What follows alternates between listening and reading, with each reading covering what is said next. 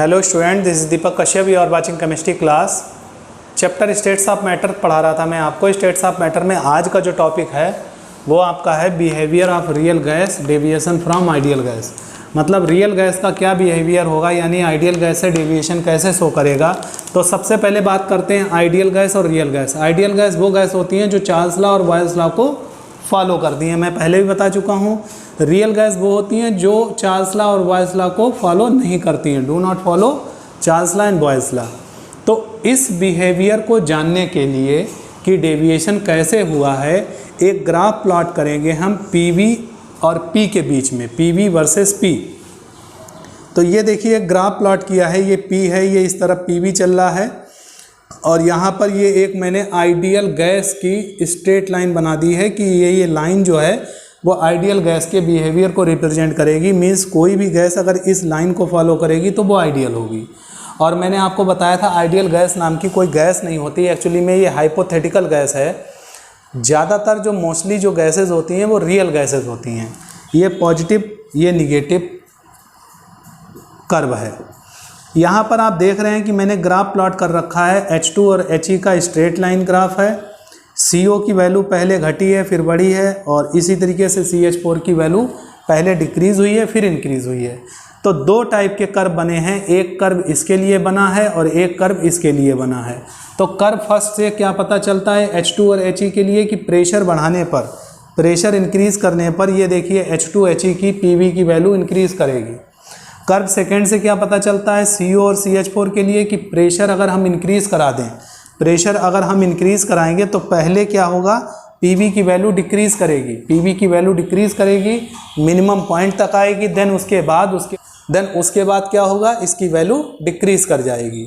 तो इस तरीके से हम कह सकते हैं कि टोटल जो डेविएशन हो रहा है फाइनली वो कैसा हो रहा है, पॉजिटिव डेविएशन, यानी सारी गैसेज जो हैं डेविएट होके इसी वाले कर्व में आ रही हैं।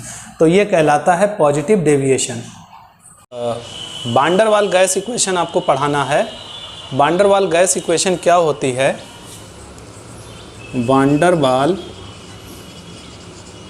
गैस इक्वेशन एक्चुअली में जो काइनेटिक मॉलिक्यूलर थ्योरी जो थी, काइनेटिक मॉलिक्यूलर थ्योरी, इसके जो दो अजम्पशंस थे।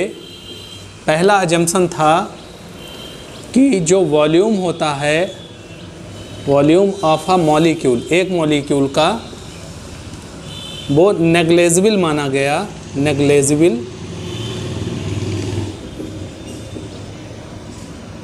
इन comparison to total volume. Total volume मतलब कोई कंटेनर है, इसमें कई सारे मॉलिक्यूल हैं, तो ये इसका वॉल्यूम B हो गया। तो एक मॉलिक्यूल का जो वॉल्यूम है वो कितना माना गया, 0, नेग्लेजिबल माना गया। तो ये एजम्पशन जो था काइनेटिक मॉलिक्यूलर थ्योरी का, ये रॉन्ग था। और दूसरा एजम्पशन था कि जो फोर्स जो होता है, फोर्स ऑफ अट्रैक्शन, वो भी कितना माना गया, 0 माना गया। मीन्स जो गैसेज मॉलिक्यूल्स होते हैं उनके बीच में जो अट्रैक्शन फोर्स है वो आइडियल गैस के लिए, ये दोनों एजम्पशंस किसके होते हैं, for ideal gas. Ideal gas के लिए दोनों एजम्पशंस जो हैं वो ये माने गए थे काइनेटिक मॉलिक्यूलर थ्योरी में। बट यहाँ पर जो वान डेर वाल ने अपनी gas equation the for real gas के लिए, रियल गैस के लिए, तो इन दोनों एजम्पशंस को उन्होंने करेक्ट किया और दो टाइप के करेक्शन किए। पहला करेक्शन था वॉल्यूम करेक्शन।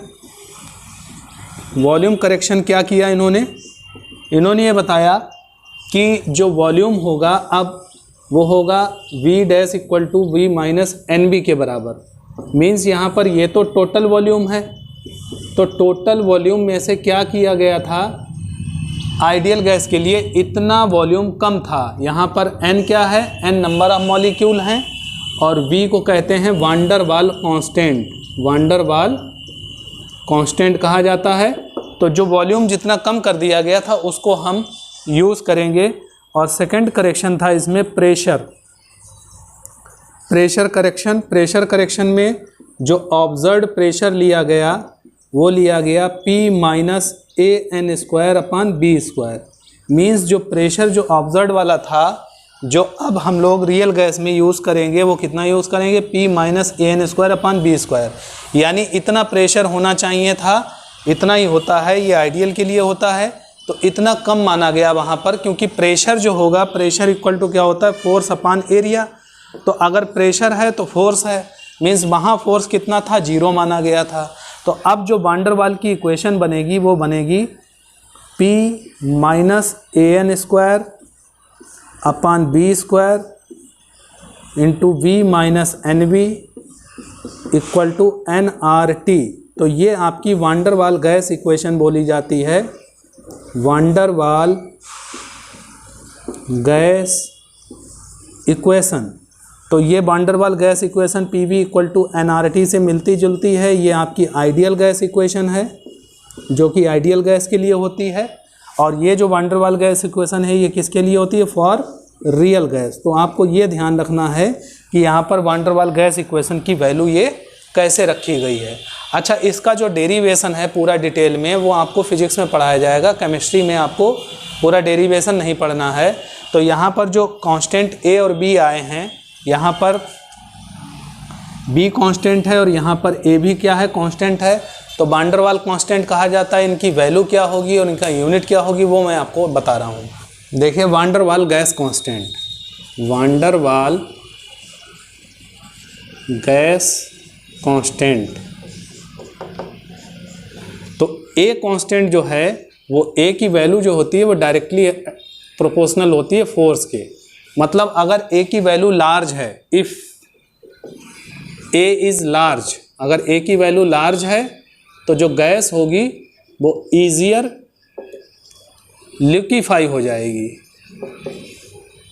A की वैल्यू लार्ज कब होगी, जब फोर्स लार्ज होगा, और जितना ज़्यादा फोर्स होगा उतनी ही वो गैस ईजियर लिक्विफाई हो जाएगी। दूसरी बात ये है कि यहाँ पर यूनिट ऑफ A कितनी होती है, ATM लीटर² मोल की पावर 2, ये आपको याद रखनी है। और यूनिट ऑफ B क्या होती है, लीटर मोल इनवर्स।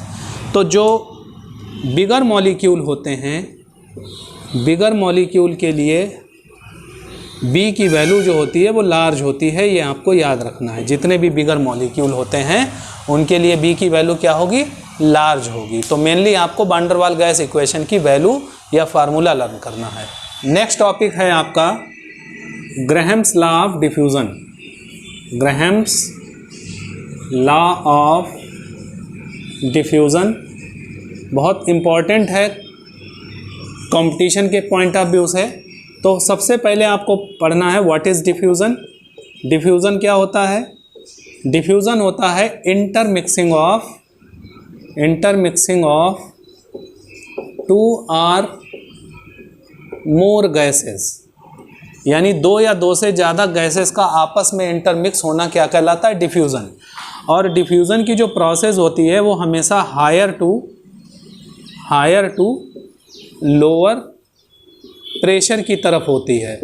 मीन्स यहाँ पर हम कह सकते हैं कि जो रेट ऑफ डिफ्यूज़न होता है, रेट ऑफ डिफ्यूज़न जिसको रिप्रेजेंट किया जाता है स्मॉल r से, ये डायरेक्टली प्रोपोर्शनल होता है P प्रेशर के, और रेट ऑफ डिफ्यूज़न जो R होता है वो इन्वर्सली प्रोपोर्शनल होता है square root of molar mass के। तो आपको यहाँ पर ये 2 बातें याद रखनी है कि रेट ऑफ डिफ्यूज़न प्रेशर के डायरेक्ट प्रोपोर्शनल में होगा और मोलर मास के इन्वर्स प्रोपोर्शनल में होगा। यहाँ से एक फार्मूला बन जाता है कि अगर मान लीजिए 2 गैसेज हैं, गैस 1 है और गैस 2 है, इसका रेट ऑफ डिफ्यूज़न R1, इसका R2, इसका प्रेशर P1, इसका प्रेशर P2, इसका मोलर मास M1, इसका मोलर मास M2, इसका वॉल्यूम B1, इसका वॉल्यूम B2, और इसमें T1 टाइम लगता है और इसमें T2 टाइम लगता है।